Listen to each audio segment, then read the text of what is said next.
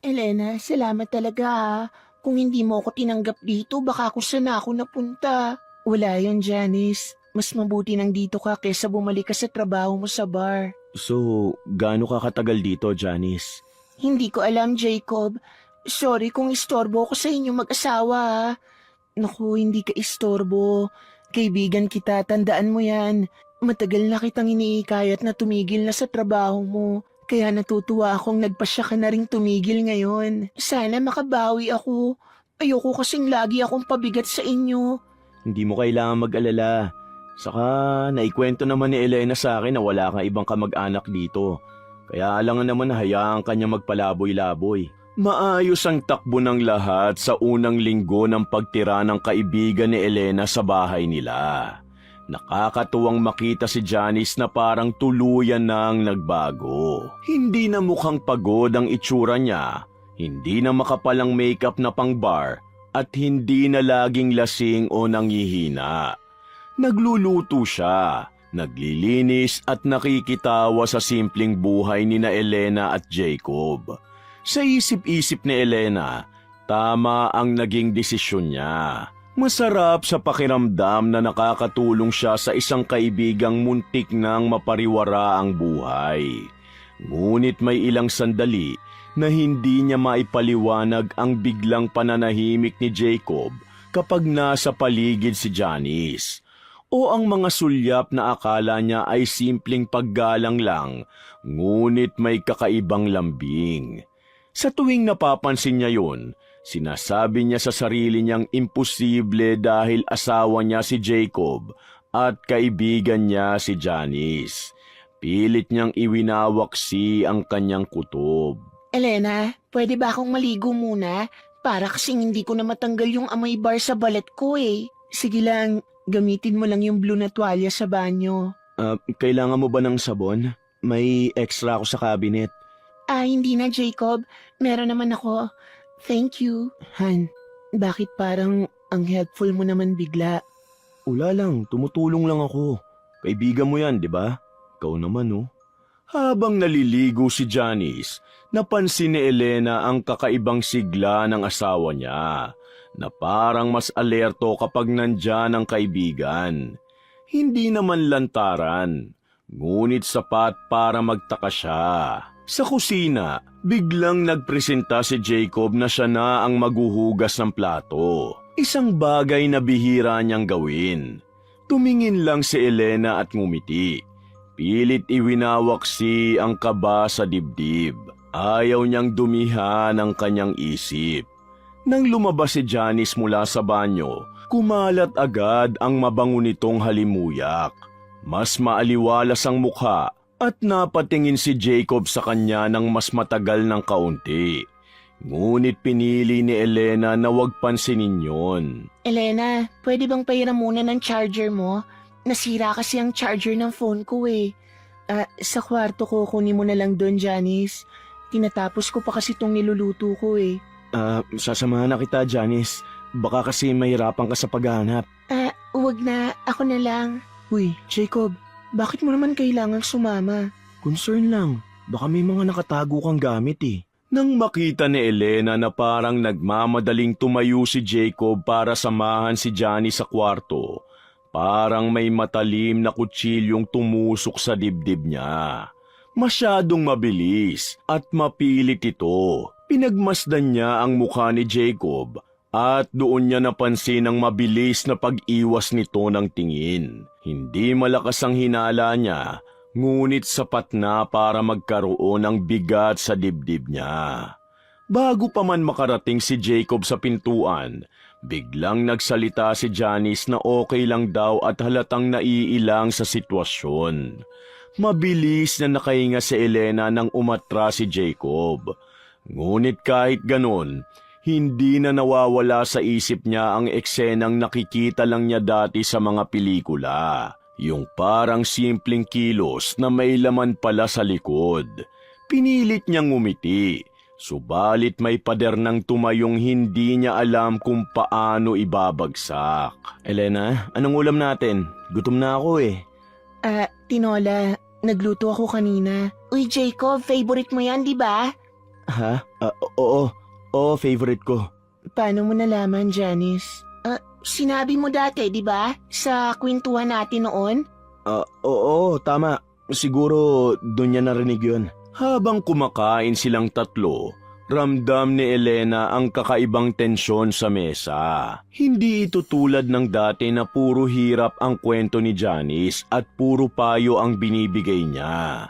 Ngayon, mas madalas tumingin si Janice kay Jacob. At si Jacob naman, mabilis madistract sa bawat salita ni Janice. Tumitig si Elena sa pagkain at pilit pinakalma ang sarili. Hindi siya basta-basta maniniwala sa kutob niya. Ngunit ang sunod-sunod na maliliit na kilos ay tila maliliit na piraso ng puzzle na ayaw mabuo, ngunit unti-unting lumilinaw. At ang pinakamasakit, ayaw niyang mag-isip ng masama sa kaibigang tinulungan niyang makabangon mula sa putik. Hindi mangyayari yun. Yun ang sabi niya sa kanyang sarili. Hindi gagawin ni Johnny sa kanya yun, lalong-lalo na ang kanyang asawang si Jacob. Elena, late ka na. Hindi ka ba papasok? Papasok ako. Inaantok lang ako ngayon. Janice, ikaw, wala ka bang balak maghanap ng trabaho? Bukas siguro. Gusto ko munang mag-adjust dito. Walang problema. Mag-relax ka lang muna dito, Janice. Ilang taon din kasing puro trabaho ka eh. Oo nga, tama.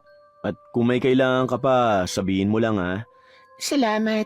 Sobra-sobra na talaga ang pagtulong niyo sa akin. Sa gabing yun, unang beses nang nakaramdam si Elena ng malamig na distansya sa pagitan nila ni Jacob.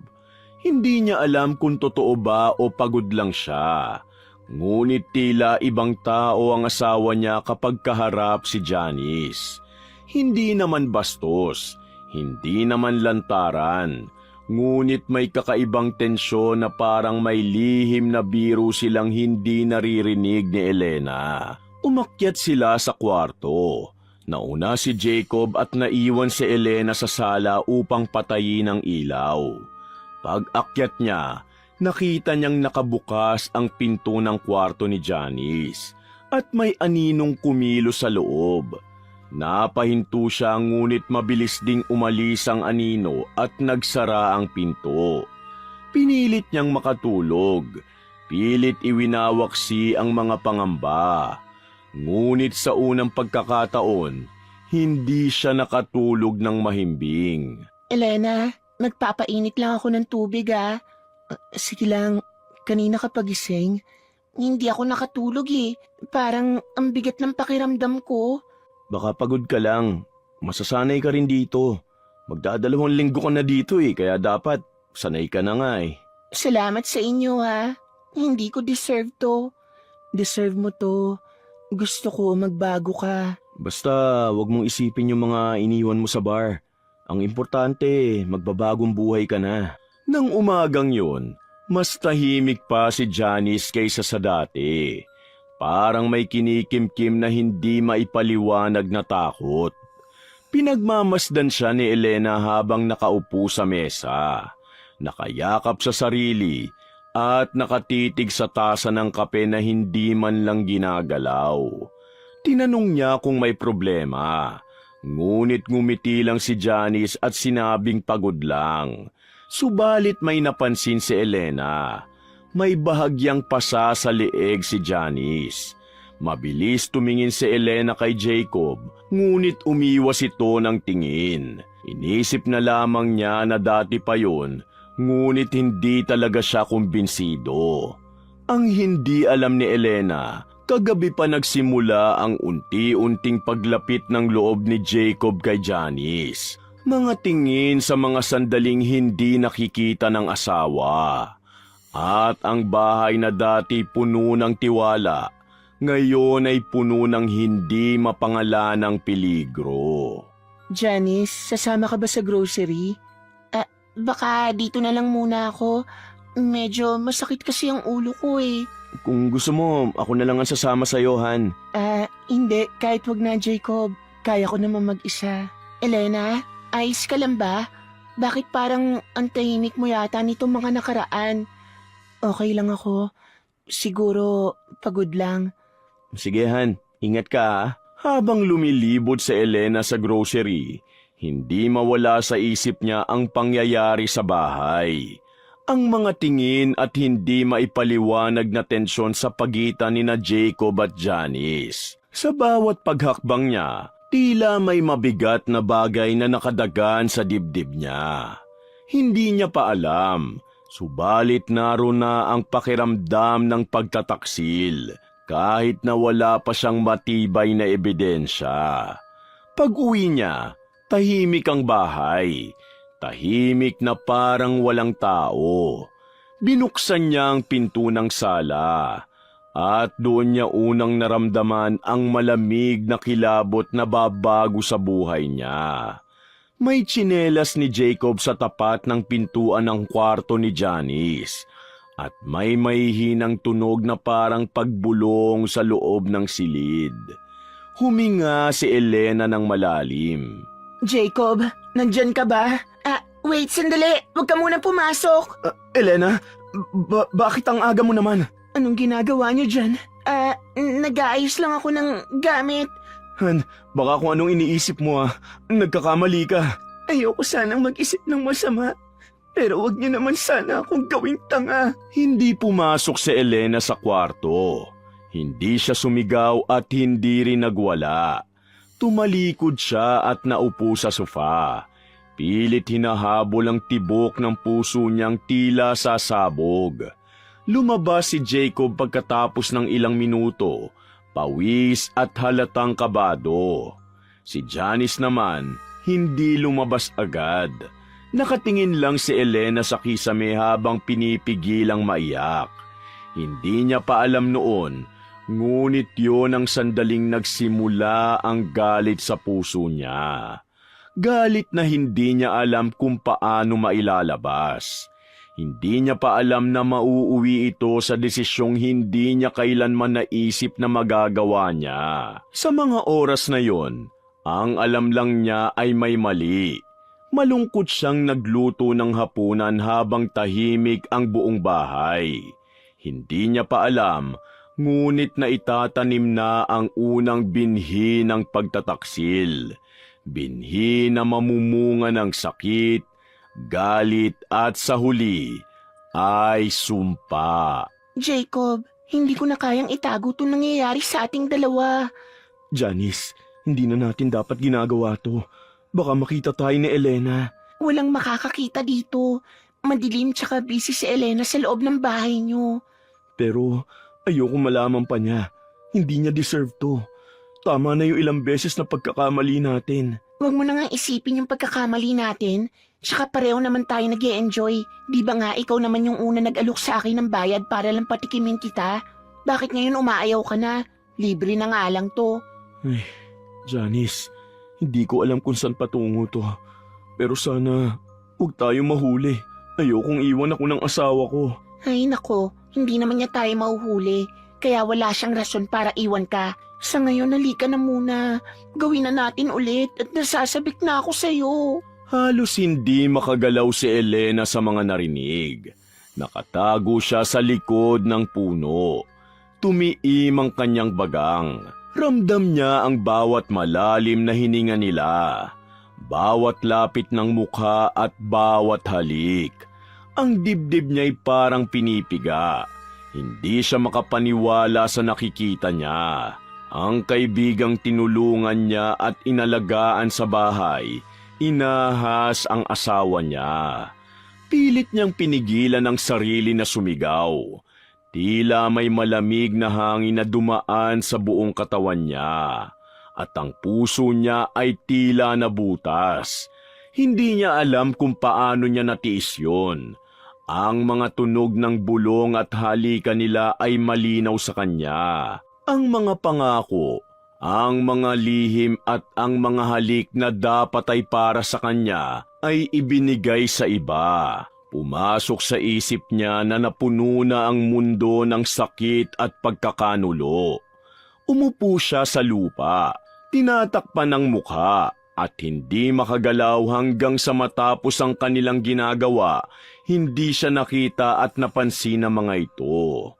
Nang gabing yun, hindi siya nakatulog. Tinititigan lang ang asawa niyang mahimbing na ang pagtulog dala ng pagod sa kataksilang ginawa. Hanggang sa kinabukasan, Mang Temyong, kailangan ko po ng tulong. Hindi ko na kayang nakita ko kagabi. Anong nakita mo, Elena? Sabihin mo sa akin nang matulungan kita. Si Jacob po, ang asawa ko, at si Janice na matalik kong kaibigan. Naghahalikan po sila sa likod ng bahay at nauwi ang sa mas matindi pa nilang ginawa na hindi nila alam na nandun ako.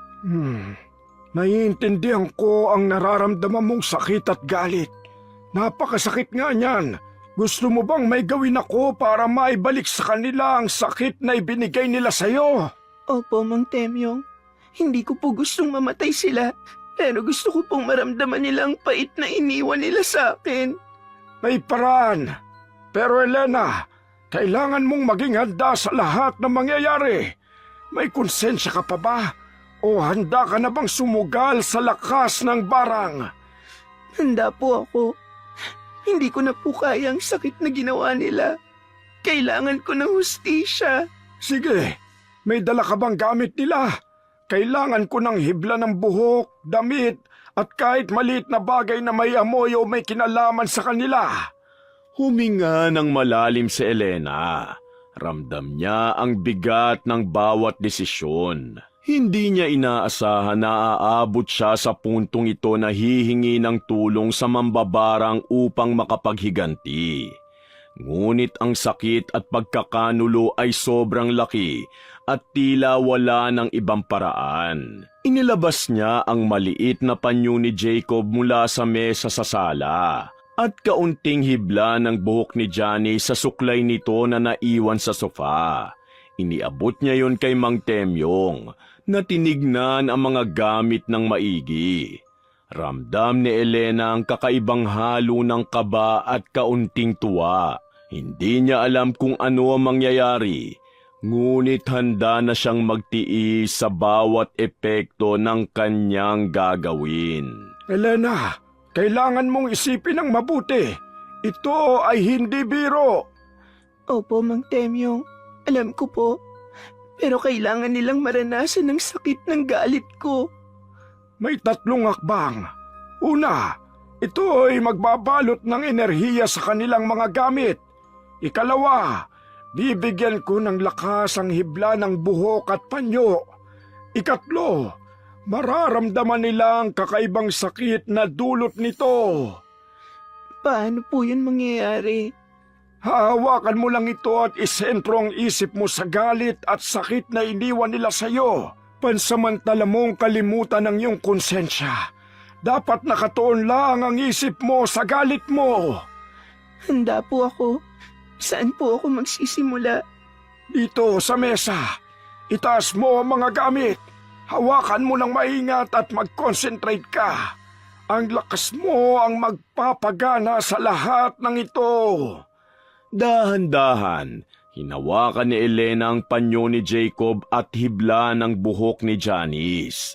Ramdam niya ang init na dumadaloy sa kanyang mga palad na para bang may sariling buhay ang mga bagay. Pinilit niyang ituon ang isip sa sakit na naramdaman niya kagabi. Habang ginagawa niya yon, pakiramdam niya parang lumalakas ang kanyang loob. Ang galit at sakit ay nagiging enerhiya. At habang tumatagal, pakiramdam niya ay may mga kakaibang kapangyarihan siyang hawak.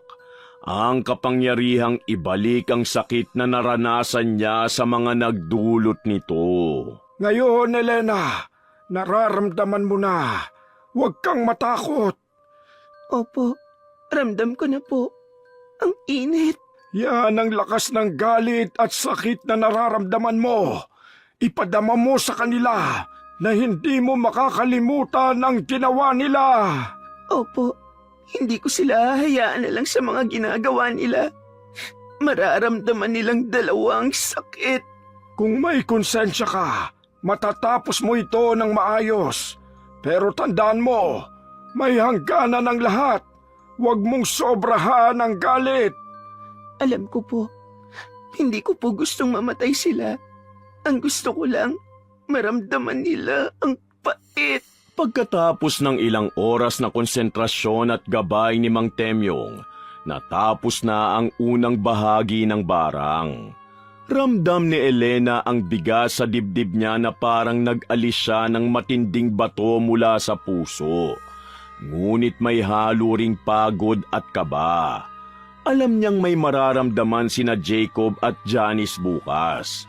Hindi niya alam kung ano ang magiging reaksyon niya, ngunit nakahanda na siya. Pinagmasdan niya ang mga gamit.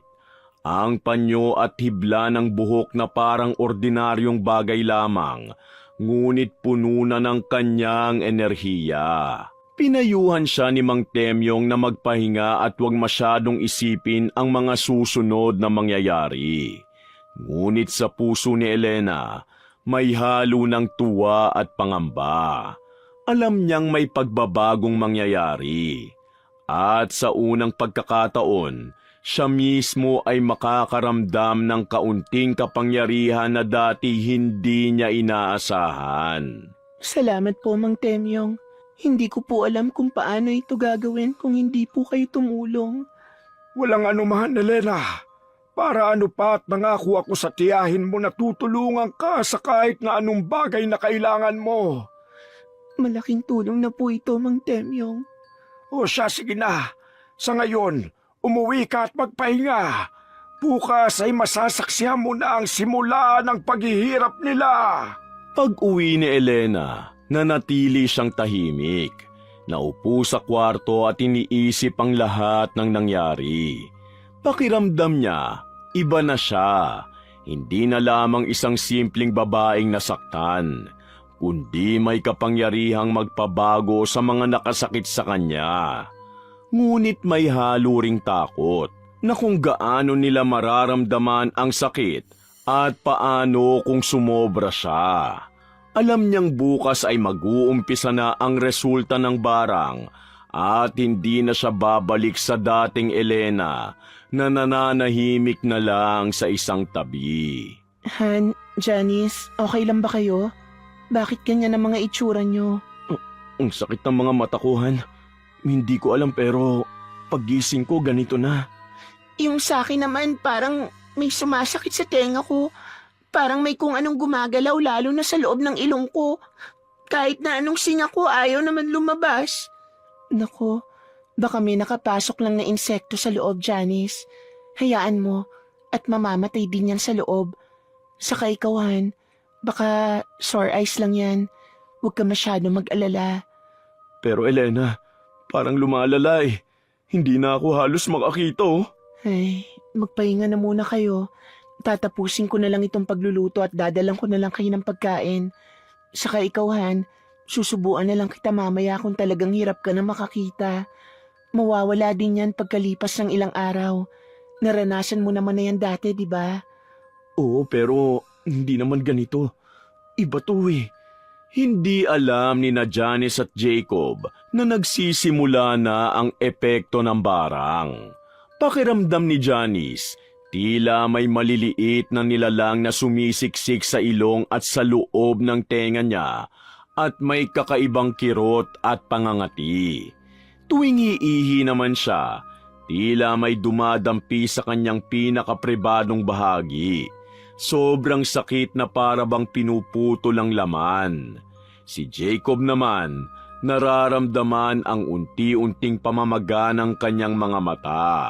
Halos hindi na siya makakita sa liwanag.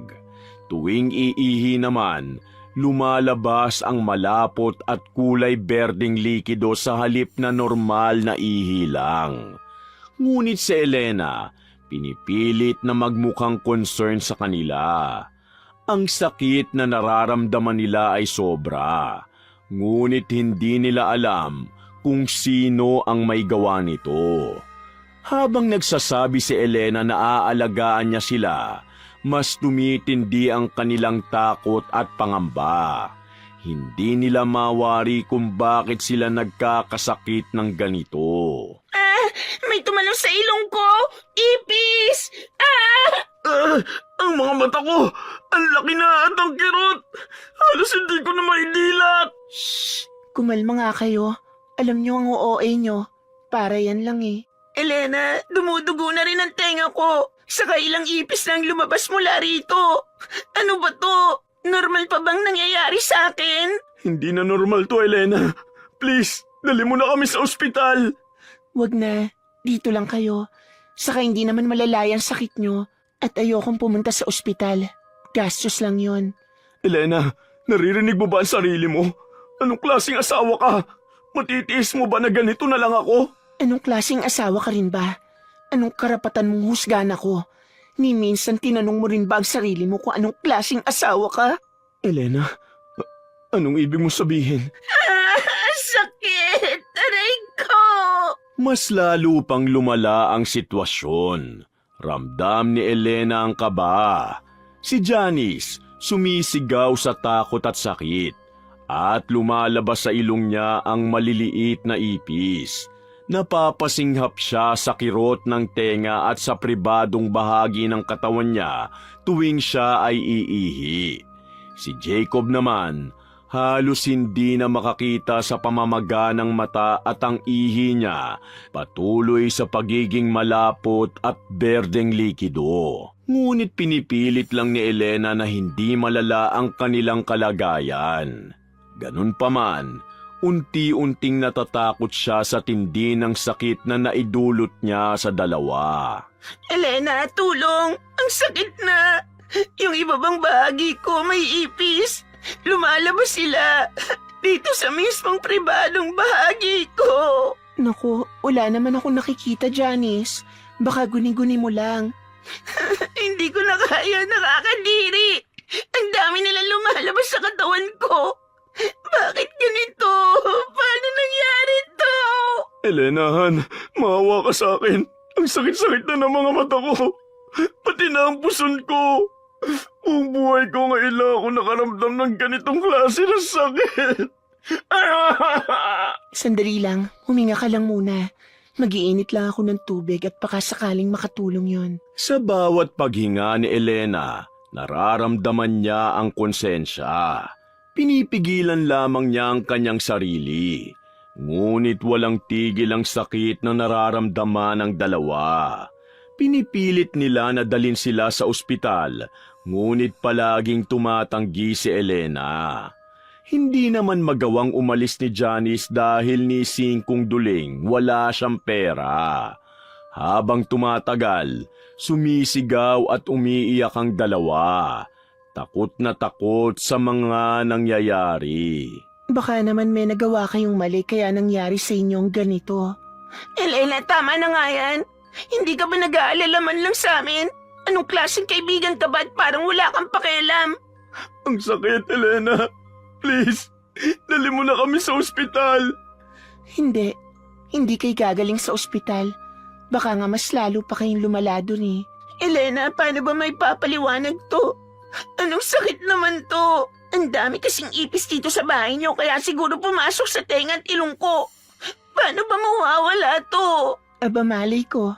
Kayo lang naman na nakakaalam ng mga ginagawa niyo. Hindi natin alam baka may gumawa niyan sa inyo. Baka may naapakan kayong dalawa dyan sa likod bahay. Nandyan kayo gabi-gabi, di ba? Ano? Elena, Han, anong ibig mo sabihin? Alam ko ang lahat. Lahat ng ginawa niyo. Nakita ko kayo. Alam niyo ba kung gaano kasakit ang ginawa niyo sa akin? Jacob, Janice, gusto niyo ba akong saktan sa ganitong paraan? Kayo ang mga taong pinagkatiwalaan ko. Pero nagawa niyo akong lokohin. Elena, Han, please. Hindi ko alam kung paano. Elena, patawad. Hindi ko rin alam na alam mo na. Sobra lang na. Patawad. Patawad lang ba makakagamot sa kirot sa puso ko? Hindi niyo alam kung gaano kalalim ang sugat dito. Ngayon sabihin niyo, bakit niyo ginawa yun? Han, natukso ko. Pero hindi ko naisip na aabot sa ganito. Ayaw kitang iwan. Hindi ko kaya mawala ka sa buhay ko. Elena, sobra rin ang ginawa ko. Hindi ko gusto masira ang pagkakaibigan natin. Natukso lang ako. Hindi ko sinasadya. Natukso lang? Hindi sinasadya? Kaya ganun kadali niyo akong lokohin at saktan? Hindi ko na kayo kilala. Hindi ko na alam kung kailan kayo dapat pagkatiwalaan. Malamig ang mga mata ni Elena, ngunit nanginginig ang katawan sa sama ng loob at sakit. Hindi siya nanunumbat lang. Nagpapakatotoo siya sa pinakamasakit na nangyari sa kanya. Ang mga salita niya ay parang mga kutsilyo na tumatagos sa konsensya ni na Jacob at Janice. Hindi makapaniwala si Jacob sa init ng galit ni Elena. Ang mukha niya ay basa sa luha at yugyog ang balikat sa pag-iyak. Patuloy si Janice na humihikbi at iniisip na ang dating pagkakaibigan nila ni Elena ay tuluyang masisira. Pareho silang natakot sa tindi ng emosyon ng babae sa harap nila. Hindi nila alam kung paano sisimula ng pagpapaliwanag. Ngunit kahit sa tindi ng galit at sama ng loob, naroon pa rin sa puso ni Elena ang maliit na bahagi na nagsasabi na may hangganan ang lahat, kaya pinipili niyang itama ang mali. Jacob, paano mo nagawang gawin to sa akin? Sa akin na nagtiwala sa iyo ng buong puso. Ang asawa ko, ang taong akala kong poprotekta sa akin. Ginawa lang akong tanga pagkatapos ng ilang taon nating pagsasama. Elena, mahal, please, huwag mo akong iwan. Hindi ko kaya mawala ka. Nadala lang ako ng tukso. Iiwasan ko sana pero naging mahina ako. Mahina? Mahina para kalimutan mo ang lahat at saktan ako. Hindi ko na kaya magpanggap na okay lang. Nakaya ko pang magmahal sa taong nagkasala sa akin. Elena, ako rin. Patawarin mo ako. Hindi ko sinasadya. Gusto ko pang panatiliin ang pagkakaibigan natin. Pero sobrang ginawa ko. Hindi ko na maibabalik pa ang nangyari. Sobrang ginawa niyo, Janice. Pero hindi ibig sabihin, gusto ko kayong patayin. Gusto ko lang maramdaman yung sakit na iniwan niyo sa akin. Natapos na ang barang. Pinapatawad ko na kayo. Pero hindi na ako babalik pa sa dati. Elena, please, patawarin mo ako. Mahal kita kahit may nagawa akong mali. Hindi ko kaya mawala ka. Mahal na mahal kita, Elena. Hindi na ito tungkol sa pagmamahal, Jacob. Tungkol na ito sa respeto at tiwala. Natapos na ang lahat. Huli na. Hindi na pwedeng ibalik pa. Basa sa luha ang mga mata ni Elena. Ang bawat salita ay may kasamang bigat at sakit na matagal niyang tinago sa loob. Ang pagtataksil, hindi niya kayang lunukin ang tahimik. Sa kabila ng galit, may kahinahunan siya na nagsasabi sa kanya kung paano ito tapusin ng maayos. Bigla siyang niyakap ni Jacob na luhaan at nanginginig. Hindi ko kayang mawala ka, Elena. Ngunit ramdam ni Elena na hindi na pwede. Ang pangyayaring yun ay patunay na kahit gaano ka paminahal, kapag nasira ang tiwala ay may hangganan ng lahat. Hindi siya pwedeng magbingi-bingihan na lang sa sakit. Lumapit din si Janice na luhaan at humingi ng tawad. Ayoko masira ang pagkakaibigan natin, Elena. Ramdam sa boses ni Janice ang labis na pagsisisi. Saglit na natigil si Elena. Huminga ng malalim at malamig ang kanyang mga matang nangingiti ng bahagya sa paraang panatag. Tapos na. Tatapusin ko na ang lahat ng ito. Pero hindi na ako babalik sa dati. Jacob, Janice, lahat ng nasira, mananatili na lang. Natutunan niyo ang sakit at pagsisisi. At sana, hindi nyo na ito gagawin pa sa iba. Mawawala na ang sumpa. Pero para malinaw, hindi na tayo babalik sa dati. Jacob, hindi na ako babalik pa sa'yo. Janice, tapos na rin ang pagkakaibigan natin. Elena, please. Hindi ko alam kung paano ko may babalik ang tiwala mo. I'm sorry. Paano pa ako mabubuhay kung wala ka na? Patawad, Elena. Hindi ko man maibalik ang pagkakaibigan natin. Pero nagpapasalamat ako sa lahat-lahat ng kabutihan mo. Basta natuto kayo, yun ang mahalaga. Natuto kayo sa hirap na idinulot nyo sa iba. Elena, pangako, hindi ko na uulitin. Sisikapin kong maging mas mabuting tao. Gagawin ko rin ang lahat para hindi na maulit ang pagkakamali ko, Elena. Nakatayo si Elena sa gitna ng bahay na ilang taon niyang tinuring na kanya, ngunit ngayon ay lilisanin na niya. Habang sina Jacob at Janice ay nakatayo, luhaan at napagtanto ang ginawa nilang kasalanan. Hindi niya sila pinatawad ng buong puso. Ngunit malinaw sa lahat na natapos na ang lahat ng kapangyarihan ng barang at galit niya. Nawala ang anumang sakit na nararamdaman ng dalawa.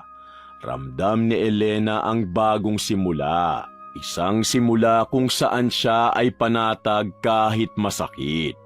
Si Jacob naman, humihingi ng tawad sa bawat pagkakamali at naiintindihan na hindi na niya mababawi ang tiwala. Si Janice naman, napagtanto ang kabangisan ng sariling kalandian at handa ng baguhin ang sarili. Ang bawat pagpatak ng luha nila ay marka ng pagsisisi. Ngunit sa huli, si Elena ay nanindigan. Natutunan niya na kahit gaano mo kamahal ang tao, kapag nasira na ang tiwala, may hangganan din ang lahat. Natutunan niyang ipaglaban ang sarili. Natutunan niyang may hangganan ang pagpapatawad. At higit sa lahat, natutunan niyang hindi lahat ng sakit ay kailangang ibalik sa galit, kundi sa aral at pagbabago. Umalis si Elena sa bahay nila ni Jacob. Alam niya na hindi na siya babalik sa dati. Hindi sa asawa at hindi sa kaibigan. Sa araw na yun, natutunan ng tatlo ang isang aral, na ang tiwala hindi basta-basta na ibibigay at kapag nasira, ang sakit ay hindi basta mawawala. Natutunan nilang ang galit, tukso at pagkakanulo ay may katumbas na hirap at pagsisisi. Para kay Elena, natutunan niyang ipaglaban ang sarili at huwag hayaang maging sunod-sunuran sa galit o sakit na ginawa sa kanya. Para kay Jacob at Janice naman, natutunan nila na ang bawat aksyon ay may epekto hindi lang sa sarili, kundi sa mga taong pinahahalagahan. At sa huli, bagamat may sugat at luha, may pag-asa pa rin. Natutunan nilang lahat na kahit gaano kasakit ang kamalian, ay may pagkakataong magbago, magsisi at matuto. Ang aral ng tiwala at pagkakaibigan ay huli nilang naiintindihan sa presensya ng sakit at pagluha. Isang aral na hindi malilimutan kahit na kailan. Wakas!